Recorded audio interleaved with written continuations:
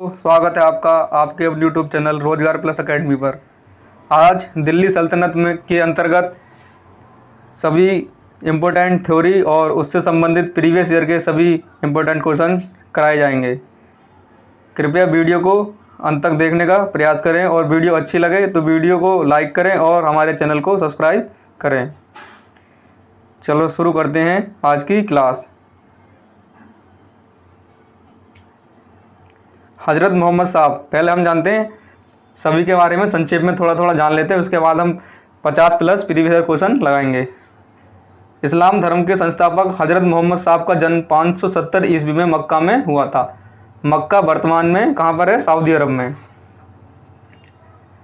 मोहम्मद बिन कासिम, मोहम्मद बिन कासिम का भारत पर सर्वप्रथम आक्रमण 712 ईस्वी में हुआ था। जो मोहम्मद बिन कासिम था, इसने भारत पर सबसे पहला आक्रमण 712 ईस्वी में किया था। मोहम्मद बिन कासिम ने सिंध पर आक्रमण किया था। उस समय सिंध का राजा दाहिर था। जो सिंध क्षेत्र है वर्तमान में पाकिस्तान में, मोहम्मद बिन कासिम जो था उसने सिंध पर आक्रमण किया था। उस समय सिंध का राजा कौन था? दाहिर था। देखते हैं नेक्स्ट पॉइंट क्या दे रखा है इसमें। मोहम्मद बिन कासिम के आक्रमण का पता हमें एक प्रसिद्ध पुस्तक चचनामा से पता चलता है। चचनामा पुस्तक के जो लेखक हैं, इसके पुस्तक के लेखक हैं अली अहमद। जो चचनामा पुस्तक है इसे किसने लिखा है? अली अहमद ने लिखा है। ये बहुत ही महत्वपूर्ण प्रश्न है। यहाँ पर पूछा जाता है कि मोहम्मद बिन कासिम के आक्रमण का पता किस पुस्तक से चलता है, तो इसका सही आंसर होगा चचनामा से।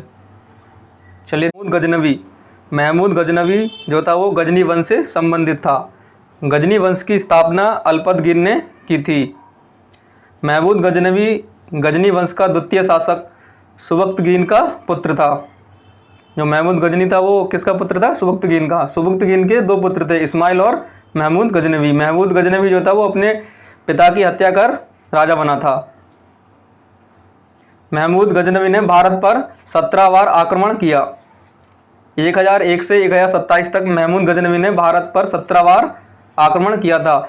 महमूद गजनवी का जो सबसे प्रसिद्ध आक्रमण था वो 1025 ईस्वी में सोमनाथ मंदिर पर किया गया आक्रमण था। महमूद गजनवी का दरबारी इतिहासकार उतवी था। इसने किताबुल यामिनी की रचना की थी। ये बहुत ही महत्वपूर्ण क्वेश्चन, इसको याद रखें। किताबुल यामिनी की रचना किसने की थी? उतवी ने की थी। अन्य जो इतिहासकार हैं वो, ये अन्य नहीं होगा, अन्य इतिहासकार होगा। क्या होगा? अन्य इतिहासकार जो हैं वो फिरदौसी की प्रमुख रचना है शाहनामा, और अलबरूनी की जो प्रसिद्ध रचना है वो किताबुल हिंद या तहकीक हिंद। इसका जो अर्थ होता है भारत की खोज। तो यानी कि जो किताबुल हिंद या तहकीक हिंद किसने लिखी है? अलबरूनी ने। और शाहनामा शाहनामा पुस्तक है, इसकी रचना किसने की है? फिरदौसी ने। और किताबुल यामिनी उतवी ने लिखी है। चलिए देखते हैं नेक्स्ट। मोहम्मद गोरी, 1175 ईस्वी में मोहम्मद गोरी ने सर्वप्रथम मुल्तान पर आक्रमण किया था। उस समय मुल्तान का राजा मूलराज था। 1178 ईस्वी में मोहम्मद गोरी का आक्रमण माउंट आबू पर था। इस पर आक्रमण में भीम द्वितीय ने इसे हराया। जो मोहम्मद गोरी का जो पहला आक्रमण था उसने मुल्तान पर किया था। उस समय मुल्तान का राजा मूलराज था, उसमें तो मोहम्मद गोरी क्या था? जीत गया था। और जो मोहम्मद गोरी का द्वितीय आक्रमण था माउंट आबू पर भीम द्वितीय के समय पर, इसमें मोहम्मद गोरी की बहुत ही अच्छी से हार हुई थी। यानी कि अगर यहाँ से ये क्वेश्चन बनता है कि सबसे पहले मोहम्मद गोरी को किसने हराया, तो इसका सही आंसर क्या होगा? भीम द्वितीय ने। किसने हराया सबसे पहले? भीम द्वितीय ने। क्योंकि पहले आक्रमण में तो मोहम्मद गोरी तो जीत गया, दूसरे में क्या हुआ? हार गया। उसके बाद जो नेक्स्ट है 1191 ईस्वी में तराइन का प्रथम युद्ध होता है मोहम्मद गोरी और पृथ्वीराज चौहान के बीच में। इसमें भी क्या होता है? मोहम्मद गोरी को हार मिलती है। जो तराइन का प्रथम युद्ध था 1191 ईस्वी में हुआ था, इसमें मोहम्मद गोरी था हार गया था। फिर जो 1192 ईस्वी में तराइन का द्वितीय युद्ध होता है, इसमें पृथ्वीराज चौहान को मोहम्मद गोरी ने हरा दिया। यानी कि इसमें मोहम्मद गोरी क्या था? जीत गया। इस युद्ध के बाद ही भारत में मुस्लिम सत्ता स्थापित हो गई। यानी कि जो तराइन का द्वितीय युद्ध है, यहाँ से अगर क्वेश्चन बनता है कि किस युद्ध के बाद भारत में मुस्लिम राज्य स्थापित हो गया, तो इसका सही आंसर होगा तराइन का द्वितीय युद्ध। इस बात को ध्यान रखेंगे क्योंकि तराइन के द्वितीय युद्ध के बाद भारत में मुस्लिम सत्ता स्थापित हो गई थी। इसका नंबर 5 पॉइंट है। 1194 ईस्वी में चंदावर का युद्ध हुआ था। इसमें युद्ध में मोहम्मद गोरी ने कन्नौज के राजा जयचंद को हरा दिया। तो ये हमें जो मोहम्मद गोरी के 5 युद्ध हैं इसने हमें याद रखना है। 5 नहीं तो कम से कम 3 तो हम इसके याद रख ही लें। 1191 तराइन का प्रथम युद्ध, 1192 में तराइन का द्वितीय युद्ध और 1194 चंदावर का युद्ध। प्रथम युद्ध में मोहम्मद गोरी क्या था, हार गया। द्वितीय में मोहम्मद गोरी जीत गया और चंदावर के युद्ध में ही मोहम्मद गोरी जीत गया। किसको हराकर? कन्नौज के राजा जयचंद को हराकर। चलिए यहाँ से क्या है, गुलाम वंश स्टार्ट हो जाता है। कुतुबुद्दीन ऐबक, जो गुलाम वंश के संस्थापक था वो कौन था? कुतुबुद्दीन ऐबक। मोहम्मद गोरी की मृत्यु के बाद उसके गुलाम कुतुबुद्दीन ऐबक ने 1206 ईस्वी में गुलाम वंश की स्थापना की। कुतुबुद्दीन ऐबक जो था वो उसने अपनी राजधानी लाहौर को बनाया। कुतुबुद्दीन ऐबक ने भी कोई राजधानी को परिवर्तित नहीं किया। उसने जो राजधानी लाहौर थी उसके पास में ही उसको राजधानी बना लिया। कुतुबुद्दीन ऐबक ने दिल्ली में कुतुल इस्लाम मस्जिद और अजमेर में 2.5 दिन का झोंपड़ा बनवाया था। जो 2.5 दिन का झोंपड़ा है जो एक संस्कृत विद्यालय था, बाद में इसे क्या करा, कुतुबुद्दीन ऐबक के समय पर इसे एक मस्जिद में परिवर्तित कर दिया। तो कुतुबुद्दीन ऐबक ने बस 2 ही फेमस चीज़ बनाई थी, कुतुल इस्लाम मस्जिद और अजमेर में 2.5 दिन का झोंपड़ा, जो भी क्या थी, एक मस्जिद थी। चलिए देखते हैं नेक्स्ट पॉइंट। कुतुबुद्दीन बहुत ही उदार और दानशील व्यक्ति था, इसलिए उसे लाक्स बख्श नाम से भी जाना जाता है। अगर हमसे एग्जाम में पूछा जाए कि लाक्स बख्श नाम से किसे जाना जाता है, तो लाक्स बख्श के नाम से किसे जाना जाता है? कुतुबुद्दीन ऐबक को। कुतुब मीनार का निर्माण कुतुबुद्दीन ऐबक ने प्रारंभ करवाया और इसे पूरा किसने करवाया? इल्तुतमिश ने। चलिए देखते हैं नेक्स्ट। इल्तुतमिश। इल्तुतमिश दिल्ली सल्तनत का वास्तविक संस्थापक था। वास्तविक संस्थापक और संस्थापक में हम देख लेते अंतर। दिल्ली सल्तनत का जो कुतुबुद्दीन ऐबक था उसने अपनी राजधानी क्या, लाहौर बनाई थी। अगर बात आ जाए कि गुलाम वंश का संस्थापक तो उसका सही आंसर होगा कुतुबुद्दीन ऐबक। अगर पूछ लिया जाए कि दिल्ली सल्तनत का वास्तविक संस्थापक कौन था, तो वो कौन था? इल्तुतमिश था, क्योंकि इल्तुतमिश ने ही अपनी राजधानी दिल्ली को बनाया था। दिल्ली को राजधानी बनाया तभी जो उसी समय से दिल्ली सल्तनत का प्रारंभ माना जाता है। तो ये इल्तुतमिश था, वो दिल्ली सल्तनत का वास्तविक संस्थापक था। इसको, इस पॉइंट को अच्छे से याद रखें। इल्तुतमिश कुतुबुद्दीन ऐबक का गुलाम था। जो इल्तुतमिश था वो कुतुबुद्दीन ऐबक का गुलाम था। अगर एग्जाम में पूछा जाए कि गुलाम का गुलाम कौन था, तो जो कुतुबुद्दीन ऐबक था वो मोहम्मद गोरी का गुलाम था और कुतुबुद्दीन ऐबक का गुलाम कौन था? इल्तुतमिश था। तो अगर इसमें आ जाए कि गुलाम का गुलाम किसे कहा जाता है, तो इल्तुतमिश को गुलाम का गुलाम कहा जाता है। तुर्कान चहलगानी, या इसे 40 विश्वासी तुर्क सरदारों का गुट कहा जाता है। इसका गठन किसने किया था? इल्तुतमिश ने किया था। भारत में पहला मकबरा बनाने का श्रेय इल्तुतमिश को जाता है। जो पहला मकबरा था उसको बनाने का श्रेय किसको जाता है? इल्तुतमिश को जाता है। अगर पूछा जाए कि ईरानी परंपरा के आधारित पहला मकबरा किसका है, तो वो गयासुद्दीन बलबन का है। लेकिन पहला मकबरा किसने बनवाया? वो इल्तुतमिश ने बनवाया। इल्तुतमिश ने एकता प्रथा प्रारंभ की। एकता प्रथा क्या होती है कि जो भी सेना के वो अधिकारी होते हैं, मजदूर वर्ग के लोग होते हैं, उनको तनख्वाह के रूप में जागीर प्रदान करना क्या होता है? एकता प्रथा कहलाती है। चलिए देखते हैं नेक्स्ट। मंगोल नेता चंगेज खान ने इल्तुतमिश के शासन में 1221 ईस्वी में भारत पर आक्रमण किया था। जो मंगोल नेता चंगेज खान था, यहाँ से क्वेश्चन बनता है कि मंगोल का नेता चंगेज खान किसका समकालीन था? तो इल्तुतमिश का समकालीन था। मंगोल नेता चंगेज खान का द्वितीय नाम क्या था? तैमूचिन। क्या था? तैमूचिन। इसे तैमूचिन के नाम से भी जाना जाता है। इल्तुतमिश ने 2 सिक्के, टंका और जीतल चलाए। जो टंका था वो चांदी का था और जीतल था वो कॉपर का सिक्का था।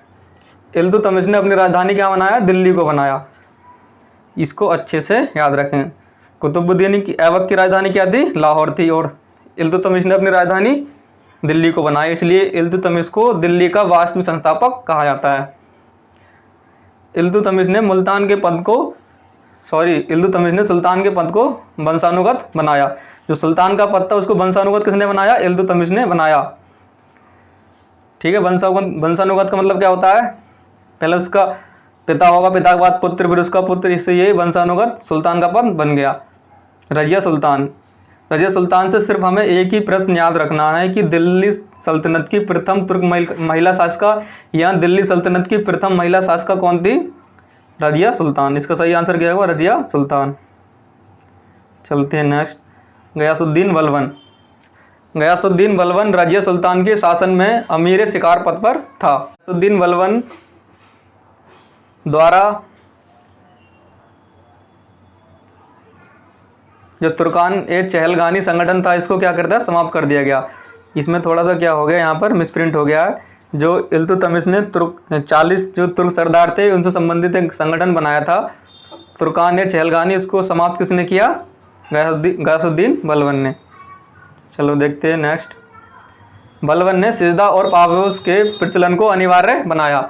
सिजदा क्या होता है? घुटनों के बल बैठकर राजा के सामने सिर झुकाना, और पापोस का मतलब क्या होता है? राजा के पैरों को चूमना। ये जो प्रचलन था वो किसने अनिवार्य कर दिया? गयासुद्दीन बलबन ने। इसको याद रखें, बहुत ही महत्वपूर्ण क्वेश्चन है कि सिजदा और पापोस का प्रचलन किसने अनिवार्य किया? तो गयासुद्दीन बलबन ने। गयासुद्दीन बलबन किस वंश से संबंधित है? ये गुलाम वंश से। चलिए देखते हैं नेक्स्ट। फारसी रीति रिवाज पर आधारित नवरोज त्योहार का प्रारंभ बलबन ने किया। एक फारसी रीति रिवाज पर आधारित बलबन ने नया त्यौहार चलाया, इसे क्या कहते हैं? नवरोज कहते हैं। किसने चलाया था? ये बलबन ने चलाया। इसे भी ध्यान रखें। बलबन ने अपने विरोधियों के प्रति कठोर लोहे एवं रक्त की नीति अपनाई। चलिए देखते हैं नेक्स्ट। बलबन ने केंद्रीय सैन्य विभाग दीवाने अर्ज की स्थापना की। बहुत ही महत्वपूर्ण क्वेश्चन। एक केंद्रीय बलबन ने सैन्य विभाग बनाया था, इसका क्या नाम था? दीवाने अर्ज। बलबन ने केंद्रीय सैन्य विभाग दीवाने अर्ज की स्थापना की थी। ये बहुत ही महत्वपूर्ण क्वेश्चन है, इसको ध्यान रखना कि उसमें आ जाता है कि दीवाने अर्ज, यहाँ केंद्रीय सैन्य विभाग का गठन किसने किया था? तो गयासुद्दीन बलबन ने। ठीक है। लोहे एवं रक्त की नीति को अपनाने के लिए उसके बहुत ही विरोधी हो गए थे, इसलिए उसने क्या करा था? एक सैन्य विभाग बनाया, इसका नाम क्या था? दीवान ए अर्ज। चलिए देखते हैं नेक्स्ट। जलालुद्दीन फिरोज खिलजी, यानी कि ये खिलजी वंश 1290 से 1320 तक चला। जलालुद्दीन फिरोज खिलजी ने गुलाम वंश के अंतिम शासक क्यूमर्स की हत्या कर खिलजी वंश की नींव डाली। जो गुलाम वंश का अंतिम शासक था वो क्यूमर्स था।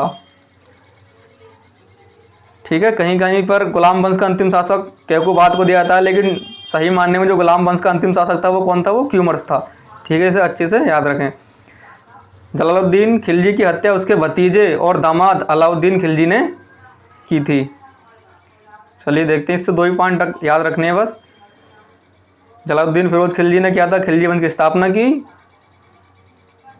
और जलालुद्दीन खिलजी की हत्या उसके भतीजे और दामाद अलाउद्दीन खिलजी ने की। अलाउद्दीन खिलजी के बचपन का नाम क्या था? अली गुरसस्प। जो अलाउद्दीन खिलजी है उसके बचपन का नाम क्या था? अली गुरसस्प।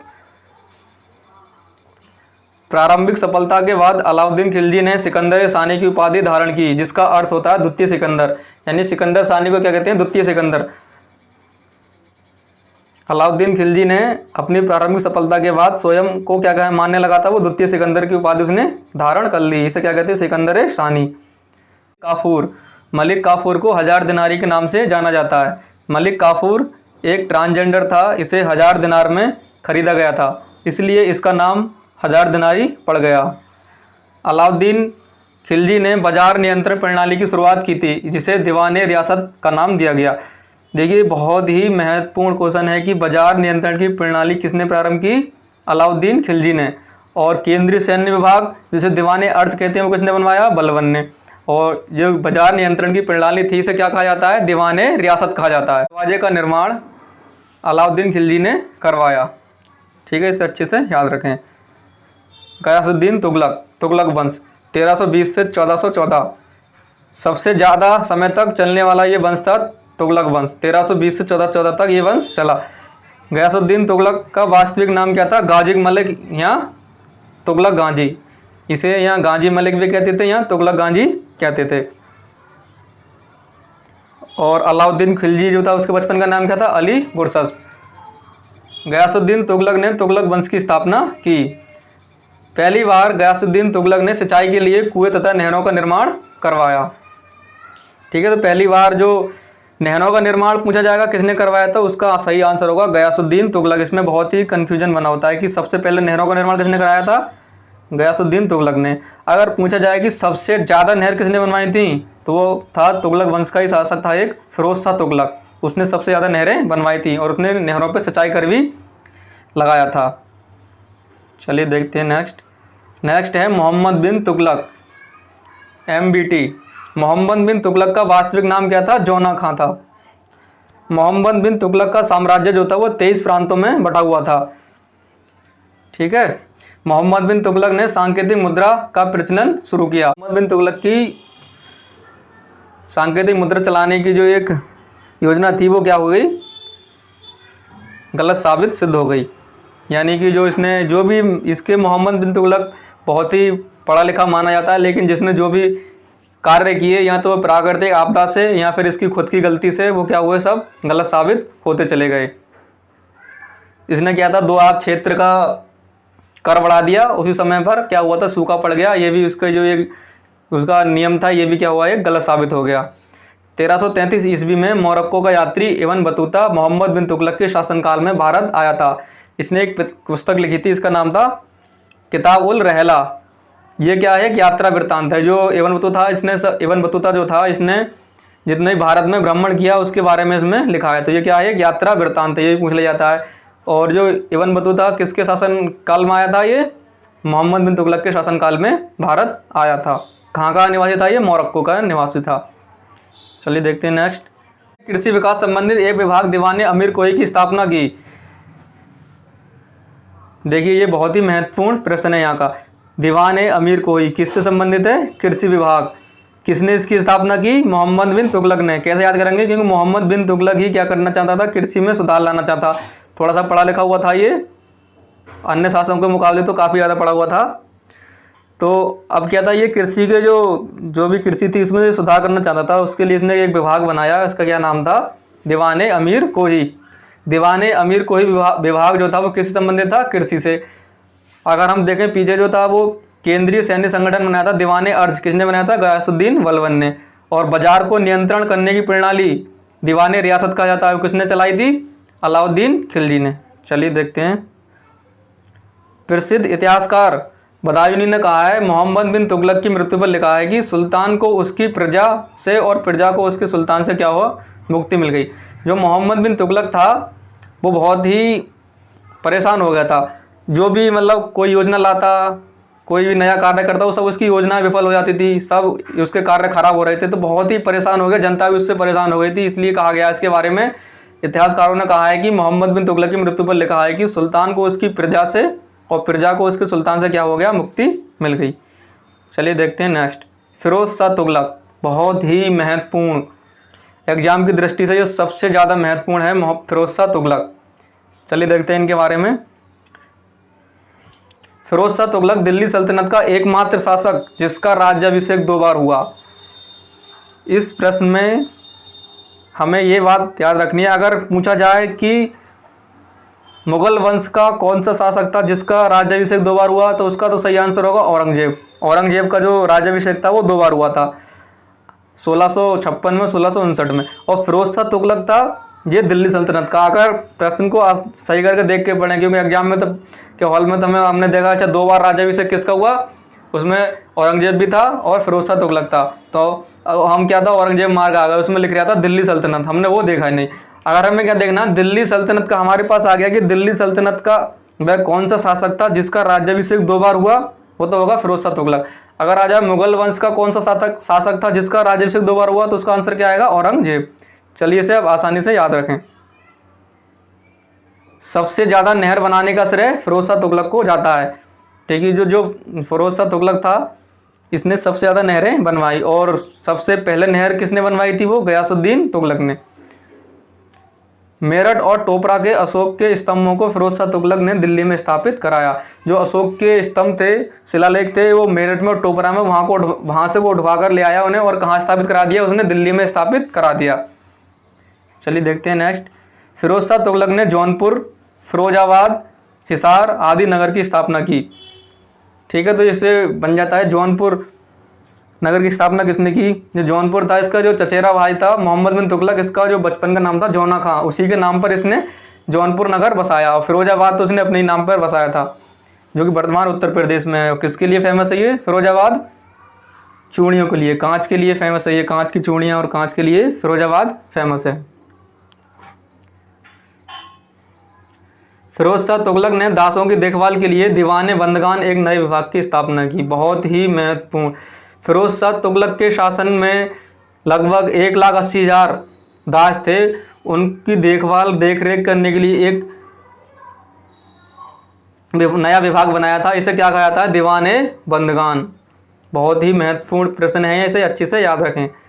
चलिए देखते हैं नेक्स्ट। फिरोज शाह तुगलक ने एक खैराती अस्पताल दारुल सफ़ा की स्थापना की।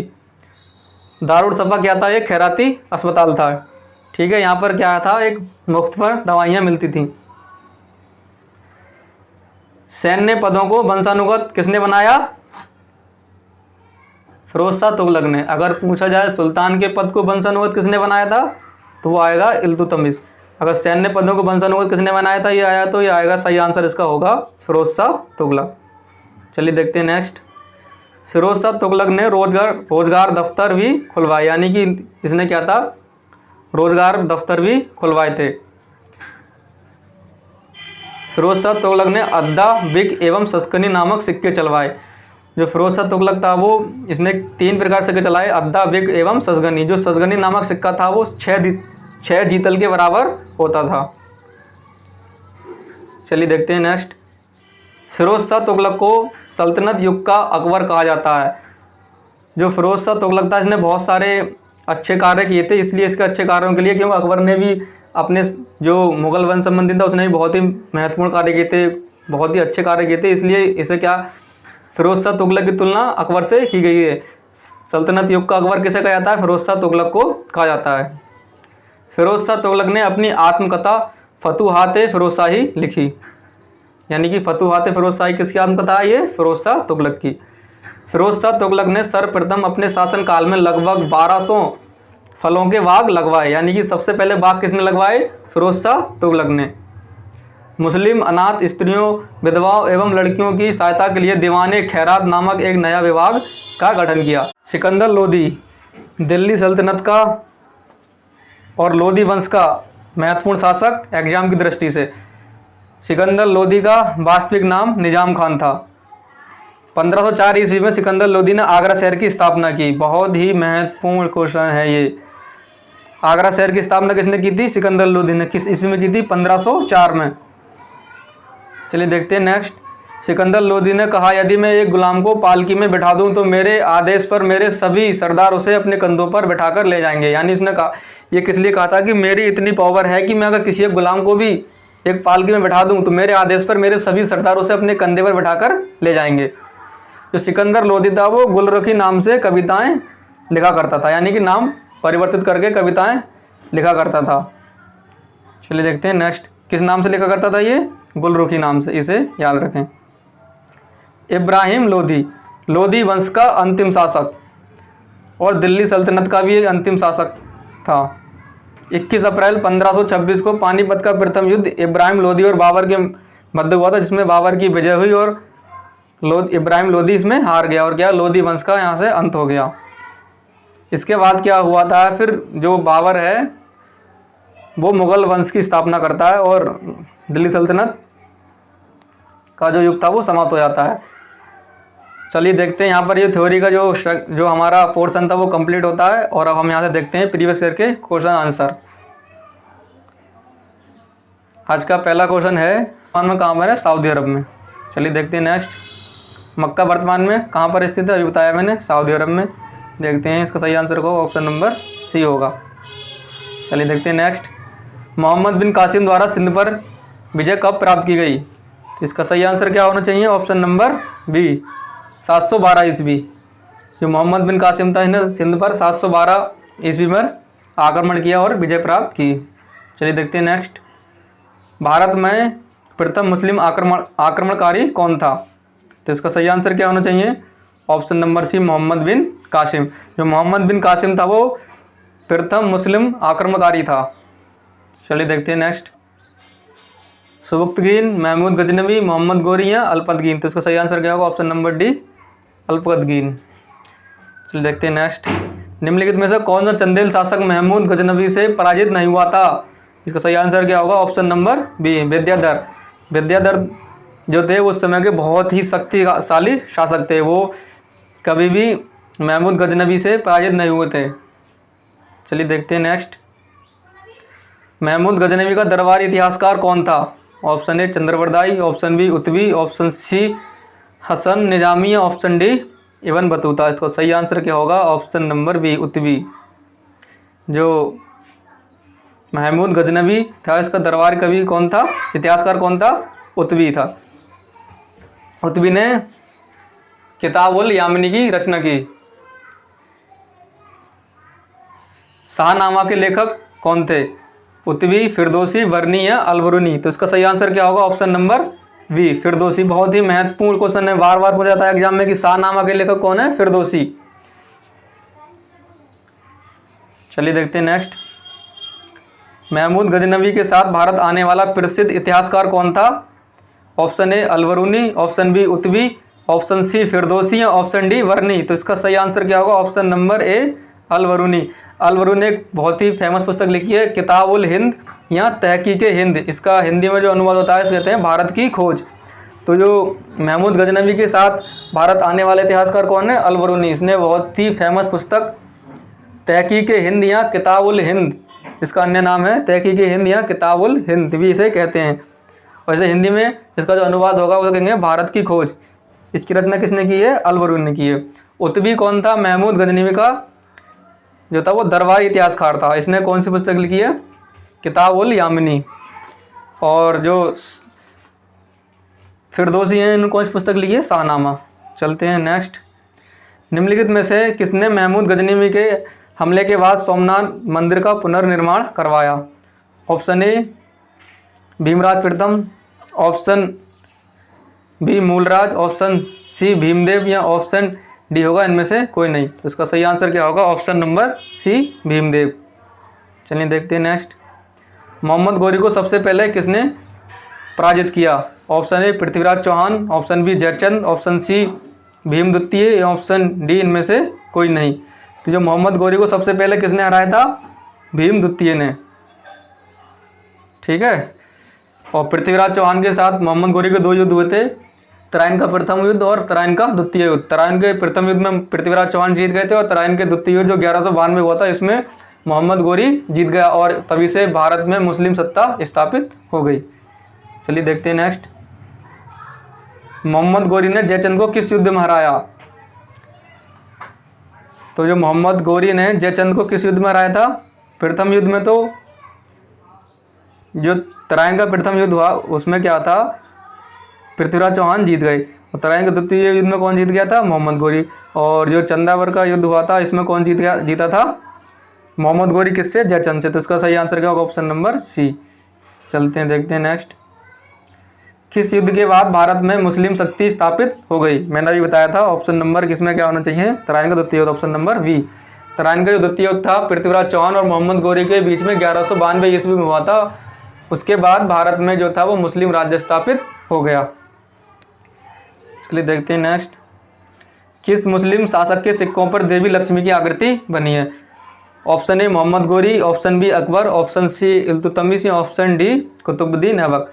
तो जो मोहम्मद गौरी है इसी के सिक्कों पर देवी लक्ष्मी की आकृति बनी है, क्योंकि इसने बहुत ज़्यादा भारत में लूटपाट मचाई। जहाँ भी इसे ज़्यादा धन मिलता वहाँ पर क्या था? देवी लक्ष्मी की आकृति रखी मिलती थी या उसे या फिर उनका फोटो मिलता था। इसलिए इसने सोचा कि ये धन की देवी है, इसलिए इसने अपने सिक्कों पर क्या कर लिया? लक्ष्मी देवी की मूर्ति क्या इसमें आकृति बनवा दी। तो इसका सही आंसर क्या होगा? Option number A, Mohammad Ghori. चलिए देखते हैं नेक्स्ट। गुलाम वंश का संस्थापक कौन था? Option A Qutubuddin Aibak, option B Mohammad Ghori, option C Iltutmish या ऑप्शन डी बलबन। तो इसका सही आंसर क्या होगा? Option number A, Qutubuddin Aibak. अगर पूछा जाए कि दिल्ली सल्तनत का वास्तविक संस्थापक कौन था तो इसका सही आंसर होगा ऑप्शन नंबर सी होगा। फिर इसका क्या होगा? इल्तुतमिश। अगर पूछा जाए कि गुलाम वंश का संस्थापक तो कुतुबुद्दीन ऐबक। अगर पूछा जाए कि दिल्ली वंश का वास्तविक संस्थापक कौन था तो वो होगा, उसका सही आंसर होगा इल्तुतमिश। चलते हैं नेक्स्ट क्वेश्चन पर। दिल्ली सल्तनत का वह कौन सा शासक है जिसे लाख बख्श के नाम से जाना जाता है? तो मैंने बताया था अभी, लाख बख्श यानी जो लाखों का दान करने वाला कौन था? कुतुबुद्दीन ऐबक। तो सही आंसर होगा ऑप्शन नंबर सी। में से किसने कुतुब मीनार के निर्माण में योगदान नहीं दिया? Option A Qutubuddin Aibak, option B Iltutmish, option C Mohammad bin Tughlaq या ऑप्शन डी फिरोज शाह तुगलक। तो इसका सही आंसर क्या होगा? ऑप्शन नंबर सी होगा, फिरोज शाह तुगलक। देखिए कुतुबुद्दीन ऐबक ने क्या करा था? कुतुब मीनार निर्माण को प्रारंभ करवाया। उस कुतुब मीनार के पूर्ण होने से पहले ही उसकी मृत्यु हो गई। उसके बाद क्या था? इल्तुतमिश का शासन आता है। इल्तुतमिश था जो था उसकी 3 मंजिल बनवाता है कुतुब मीनार की।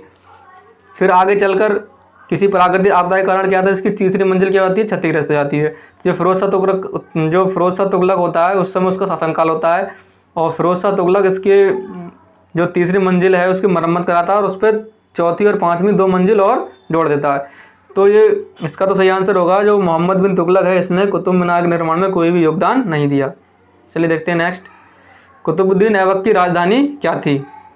बहुत ही महत्वपूर्ण क्वेश्चन है। Option A Delhi, option B Lahore, option C Ajmer या ऑप्शन डी लखनऊ थी। तो इसका सही आंसर क्या होगा? Option number B Lahore.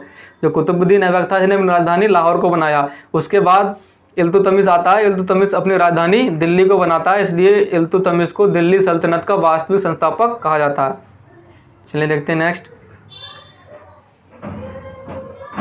Delhi का प्रथम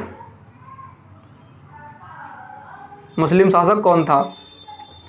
option A Qutubuddin Aibak, option B Iltutmish, option C Alauddin Khilji, option D Balban. तो इसका सही आंसर क्या होगा? Option number B Iltutmish. ये घुमा कर पूछ लिया है, मतलब वही है कि दिल्ली को पहली राजधानी, सबसे पहली राजधानी किसने बनाया? इल्तुतमिश ने। चलिए देखते हैं नेक्स्ट। गुलाम का गुलाम किसे कहा जाता है? ऑप्शन ए मोहम्मद गौरी को, ऑप्शन बी कुतुबुद्दीन ऐबक को, ऑप्शन सी इल्तुतमिश या ऑप्शन डी बलबन। तो इसका सही आंसर क्या होगा? ऑप्शन नंबर सी होगा, इल्तुतमिश। इल्तुतमिश को गुलाम का गुलाम कहा जाता है। निम्नलिखित में से कौन मध्यकालीन भारत की प्रथम महिला शासिका थी? देखिए इससे मैंने एक ही क्वेश्चन कराया था, एक ही पॉइंट बताया था इसके बारे में। कौन थी? रजिया सुल्तान। सही आंसर क्या होगा? ऑप्शन नंबर ए। देखते हैं नेक्स्ट। दिल्ली का कौन सा सुल्तान मंगोल नेता चंगेज खान का समकालीन था? तो इसका सही आंसर क्या होना चाहिए? Option number B.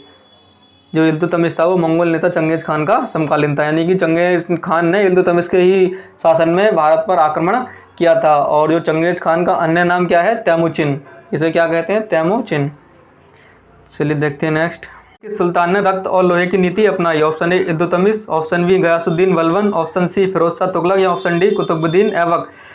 तो जो इसका सही आंसर है वो आपको बताना है और आप कमेंट बॉक्स में इसका सही आंसर बताएं। क्वेश्चन नंबर 23 का सही आंसर आपको बताना है। देखते हैं नेक्स्ट।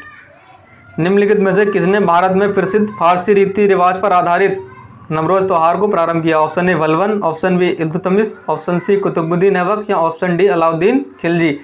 तो जो फारसी रीति रिवाज पर आधारित नया त्यौहार था इसे क्या कहते हैं? नवरोज। इसका प्रारंभ किसने किया था? बलबन ने किया था। इसका सही आंसर क्या होगा? ऑप्शन नंबर में से किस शासक की मौत चौगान खेलते समय घोड़े से गिरकर हो गई थी? Option A Iltutmish, option B Balban, option C Qutubuddin Aibak या ऑप्शन डी फिरोज शाह तुगलक। तो जो चौगान खेल था, ऐसे वर्तमान में पोलो भी कहते हैं, उसको खेल को खेलते समय जो घोड़े से गिरकर मौत हो गई थी वो किसकी हुई थी? कुतुबुद्दीन ऐबक की हुई थी। इसका सही आंसर क्या होगा? Option number C. देखते हैं नेक्स्ट। कुतुब इस्लाम मस्जिद और अजमेर में 2.5 दिन का झोंपड़ा किसने बनवाया था? Option number A Iltutmish, option number B Qutubuddin Aibak या ऑप्शन सी गयासुद्दीन बलबन या ऑप्शन डी आराम शाह। तो इसका सही आंसर क्या होगा? ऑप्शन नंबर बी होगा, कुतुबुद्दीन ऐबक ने। कुतुब इस्लाम मस्जिद दिल्ली में और अजमेर में क्या है? 2.5 दिन का झोंपड़ा एक मस्जिद है, किसने बनवाई थी? कुतुबुद्दीन ऐबक ने बनवाई थी। चलिए देखते हैं नेक्स्ट। तुर्कान चहलगानी का गठन किसने किया था? Option A Iltutmish, option B Qutubuddin Aibak, option C Balban या ऑप्शन डी फिरोज शाह तुगलक। इसे 40 दल भी कहते हैं। ये 40 सरदारों का एक संगठन था। इसे किसने बनाया था? इल्तुतमिश ने। और इसका जो अंत था वो किसने किया था? बलबन ने किया था। ठीक है, अगर बनाया था किसने आया था, अगर क्वेश्चन में आ जाए किसने इसको बनाया था तो आएगा इल्तुतमिश, उसका आंसर हो गया। अगर वो पूछे कि किसने से समाप्त किया तो उसका आंसर क्या है? गयासुद्दीन बलबन। चलिए देखते हैं नेक्स्ट। एकता प्रथा की शुरुआत किस शासक ने की? Option A Alauddin Khilji, option B Iltutmish, option C Qutubuddin Aibak या ऑप्शन डी बलबन। एकता प्रथा क्या होती है? तनख्वाह के रूप में जागीर दान करना या जागीर देना क्या होता है, वो एकता होती है। तो इसका सही आंसर क्या होगा, ऑप्शन नंबर बी होगा, इल्तुतमिश। इल्तुतमिश ने एकता प्रथा की शुरुआत की थी। चलिए देखते हैं नेक्स्ट। दो महत्वपूर्ण सिक्के चांदी का टंका और तांबे का जीतल का प्रारंभ किसने किया? Option number A Qutubuddin Aibak, option B Iltutmish, option C Balban या ऑप्शन डी मोहम्मद बिन तुगलक। तो जो दो सिक्के थे टंका और जीतल, इनका प्रारंभ किसने किया था? इल्तुतमिश ने। चलिए देखते हैं नेक्स्ट। नालंदा विश्वविद्यालय को नष्ट किसने किया? Option A Aramshah, option B Bakhtiyar Khilji, option C Alauddin Khilji, option D Jalaluddin Firoz Khilji. तो इसका सही आंसर क्या होगा? Option number B Bakhtiyar Khilji. Bakhtiyar Khilji ने ही नालंदा विश्वविद्यालय को नष्ट किया। देखते हैं नेक्स्ट। सिजदा और पाबोस का प्रचलन अनिवार्य किस शासक ने किया? Option A Balban, option B Iltutmish, option C Alauddin Khilji या ऑप्शन डी मोहम्मद बिन तुगलक। जो सिजदा क्या था? घुटनों के बल पर बैठकर राजा को प्रणाम करना, और पाबोस क्या था? राजा के जो पैरों को चूमना। तो इसका प्रचलन अनिवार्य किसने कराया था? गयासुद्दीन बलबन ने। इसका सही आंसर क्या होगा? ऑप्शन नंबर ए। देखते हैं नेक्स्ट। केंद्रीय सैन्य विभाग दीवान अर्ज का गठन किस शासक ने किया? Option A Alauddin Khilji, option B Ghiyasuddin Balban, option C Mohammad bin Tughlaq या ऑप्शन डी इल्तुतमिश। तो इसका सही आंसर क्या होगा? Option number B Ghiyasuddin Balban. केंद्रीय सैन्य विभाग दीवान अर्ज का गठन किसने किया था? गयासुद्दीन बलबन ने। चलिए देखते हैं नेक्स्ट। सिकंदर सानी की उपाधि किस सुल्तान ने धारण की थी? सिकंदर सानी के मतलब क्या होता है? द्वितीय सिकंदर। खुद को द्वितीय सिकंदर कौन मानता था? अलाउद्दीन खिलजी। तो इसका सही आंसर क्या होगा? Option number B. देखते हैं नेक्स्ट। बाजार नियंत्रण प्रणाली किस शासक ने लागू की? Option A Alauddin Khilji, option B Mohammad bin Tughlaq, option C Iltutmish या ऑप्शन डी फिरोज शाह तुगलक। तो इसका सही आंसर आप कमेंट बॉक्स में बताएंगे। एक क्वेश्चन नंबर 23 और एक क्वेश्चन नंबर 34। और बाजार नियंत्रण प्रणाली को क्या कहा जाता है आपको ये भी बताना है। देखते हैं नेक्स्ट। खिलजी वंश की स्थापना किसने की? Option A Alauddin Khilji, option B Jalaluddin Firoz Khilji, option C Mubarak Shah Khilji, option D Bakhtiyar Khilji. तो जो खिलजी वंश है उसकी स्थापना किसने की थी? जलाउद्दीन फिरोज खिलजी। इसका सही आंसर क्या होगा? Option number B. चलते हैं नेक्स्ट क्वेश्चन पर। हजार दिनारी के नाम से किसे जाना जाता है? Option A Malik Kafur, option B Mohammad bin Tughlaq, option C Aram Shah या ऑप्शन डी मुबारक शाह। तो इसका सही आंसर क्या होगा? ऑप्शन नंबर ए मलिक काफूर को हजार दिनारी के नाम से जाना जाता है। गयासुद्दीन तुगलक का वास्तविक नाम क्या था? Option A Ghazi Malik, option B Ali Gurshasp, option C Kayumars या ऑप्शन डी जोना खां। तो इसका सही आंसर क्या होगा? ऑप्शन नंबर ए होगा। जो गयासुद्दीन बलबन था इसका वास्तविक नाम क्या था? गाजी मलिक। और जो अली गुरसस है ये किसका नाम था? बचपन का नाम अलाउद्दीन खिलजी का। क्यूमर्स कौन है? क्यूमर जो था वो गुलाम वंश का अंतिम शासक था। और जोना खां किसे कहता है? मोहम्मद बिन तुगलक को। इसके ही नाम पर फिरोज शाह तुगलक ने जौनपुर नगर बसाया।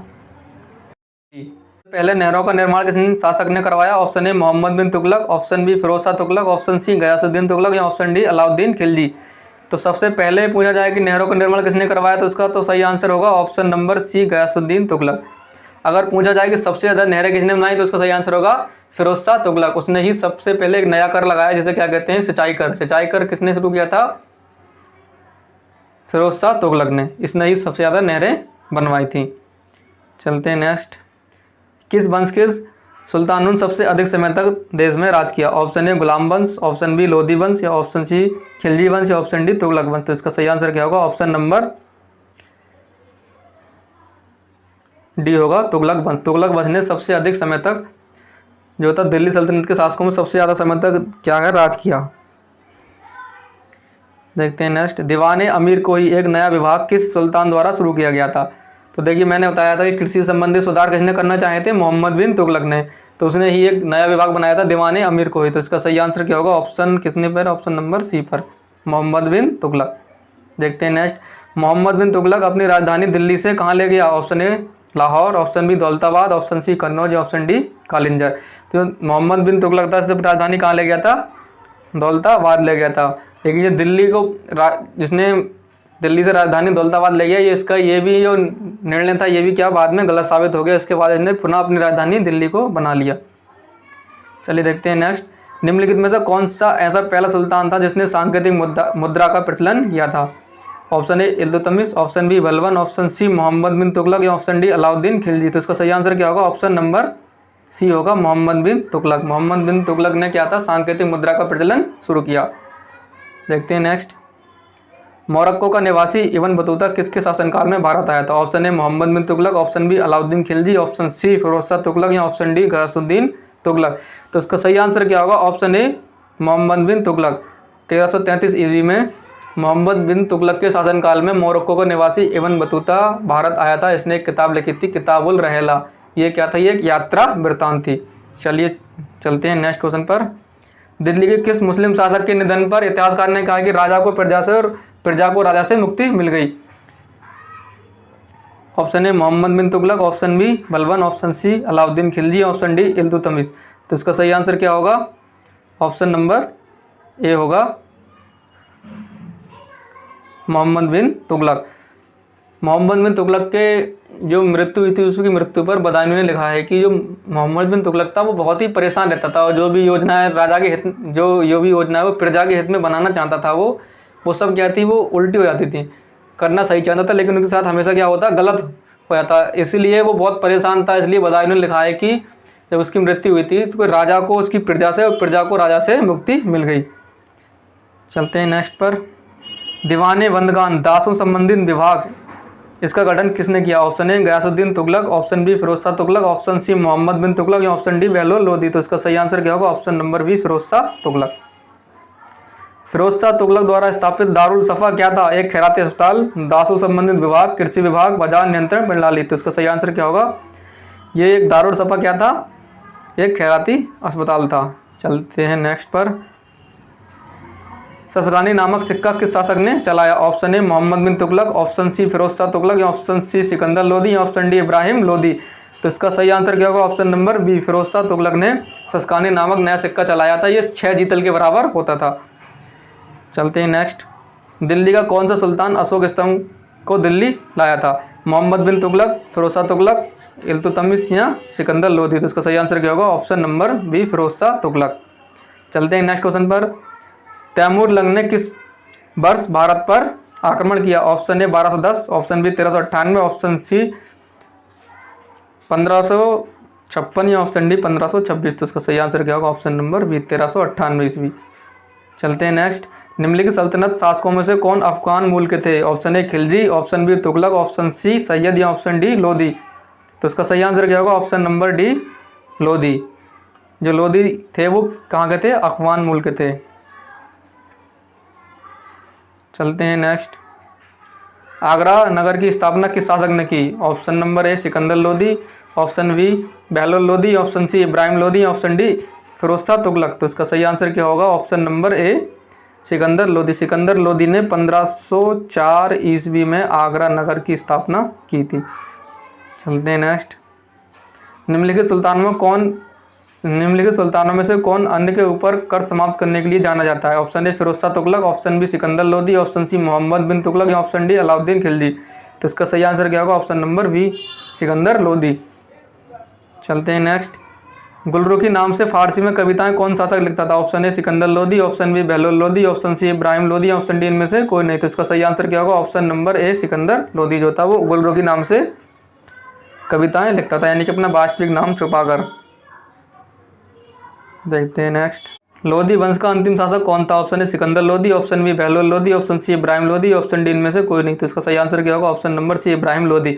इब्राहिम लोधी जो था वो लोधी वंश का अंतिम शासक था। 21 अप्रैल 1526 ईस्वी को पानीपत की प्रथम लड़ाई होती है जिसमें बाबर जो है वो जीत जाता है और वो क्या है, मुगल वंश की स्थापना करता है और यहाँ से क्या है, दिल्ली सल्तनत और लोधी वंश का अंत हो जाता है। देखते हैं नेक्स्ट। शुद्ध इस्लामी पद्धति से निर्मित भारत का प्रथम मकबरा किस शासक का है? Option A Iltutmish, option B Qutubuddin Aibak, option C Balban या ऑप्शन डी फिरोज शाह तुगलक। इसका सही आंसर क्या होगा? ऑप्शन नंबर सी बलबन का जो मकबरा था वो शुद्ध इस्लामी पद्धति से निर्मित भारत का प्रथम मकबरा था और सबसे पहले मकबरा बनाने का जो प्रथा किसने शुरू की थी? वो इल्तुतमिश ने शुरू की थी। देखते हैं नेक्स्ट।